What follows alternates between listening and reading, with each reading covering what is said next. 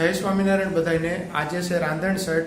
તો રાંધણ છઠના દિવસે શું શું વાનગી અમે બનાવવાના છે એ અમે તમને શેર કરીશું। તો બન્યા રહો એન્ડ તક। તો અમારા મોટા બેન કંઈક શેનો લોટ બાંધે છે। તો શેનો લોટ બાંધો છો મોટા બેન? ફરસી પૂરીનો લોટ બાંધ્યો છે। લોટ શેનો આવે એમાં? મેંદાનો અને થોડોક નાખ્યો છે ઘઉંનો। ઓકે। એના બીજો લોટ શેનો બાંધવાનો ચાલુ કર્યો? શક્કરપારાનો। હવે એમાં શું નાખે છો? તેલ છે, ઘી છે? ઘી છે। ઘી મુઠ્ઠી પડતું નાખવાનું, મુઠ્ઠી વળવી પડે, અને સાકરનું પાણી।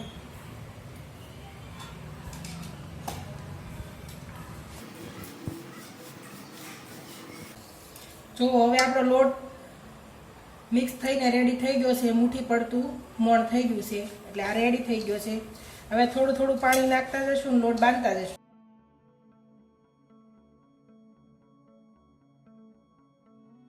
બેના બટેકાનું શું કરવાનું છે? આના બનાવશું ગાંઠિયા ચણા લોટના। એટલે એમાં બટેકાઈ નાખવા પડે? હા, બાફેલા બટેટા નાખ્યું તો સરસ ટેસ્ટ આવે। બેન આમાં શું શું નાખવાનું ગાંઠિયા બનાવવા માટે? આમાં નાખશું આપણે ચણાનો લોટ,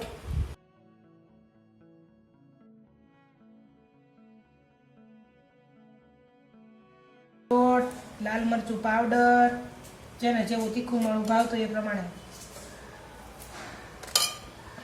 ધાણા જીરું 1 ચમચી, થોડીક સ્વાદ પ્રમાણે હિંગ, સેજ એવો હળદર પાવડર,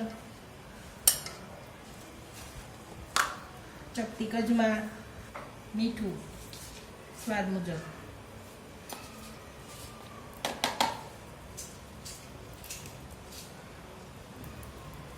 ચીલી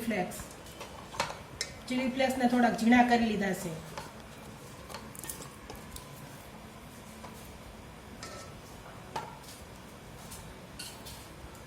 હવે નાખશું થોડુંક મોણ,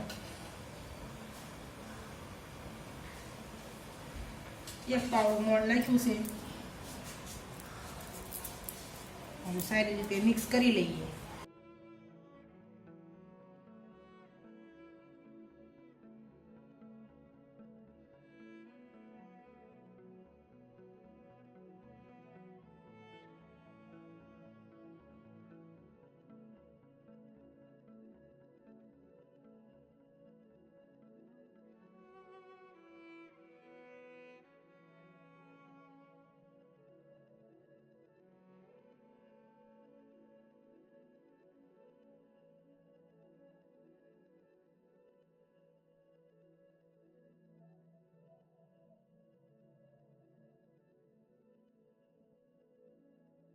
લોટ રેડી થઈ ગયો? હા, થઈ ગયો રેડી। તો આ રીતનો લોટ બાંધ્યો છે, એકદમ ઢીલો પણ નહીં, કઠણ નહીં। બેન શું કરે છો? એ કંઈક રોટલી વણીને કંઈક મોટી મોટી? પછી પૂરીની નાના નાના ગોળિયા કરું છું। પછી મોટી રોટલી એવી રીતે વણી નાખવાની। હા। પછી આ ઘી ને લોટની બનાવ્યું છે આ બેટર, એ લગાવી દેવાનું। પછી ઉપર બીજી રોટલી મૂકીશ, આવી રીતે સરખી રીતે ઉપર બીજી રોટલી મૂકી, આ રીતે આ થોડી થોડી દબાઈ,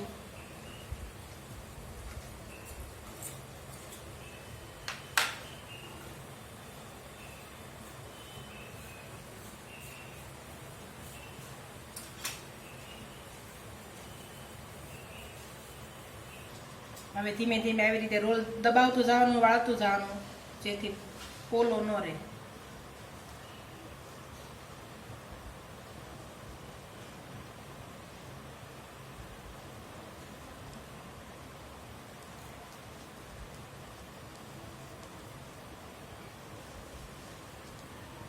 પછી આ બંને સાઈડ કટ કરીને એટલી કાઢી લેવાની।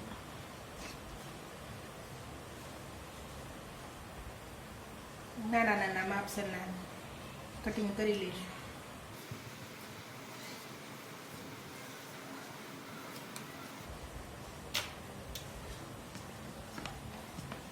પછી આ રીતે વણી રોટલીના નાખવાનું। લુવા તૈયાર છે, અને હવે આવી રીતે પૂરી વણવાનું ચાલુ કરી દેવાનું। જો ભાઈ બેન આ બાજુ એક એક પૂરી વણતી જાય છે અને મમ્મી આ બાજુ ગોઠવતા જાય છે, પેપરની ઉપર લાઈન બાય લાઈન કરતા જાય છે.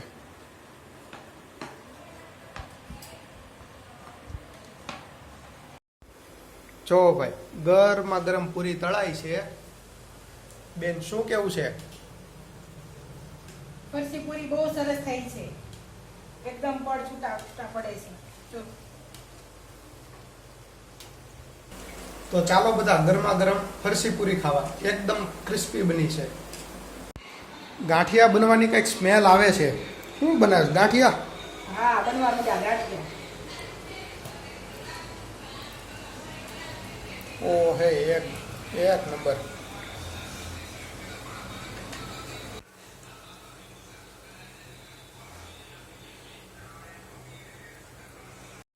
બેન હજી શેનો લોટ બાંધે છો? થેપલાનો. થેપલા વગર તો સાચા માઠમ અધૂરી.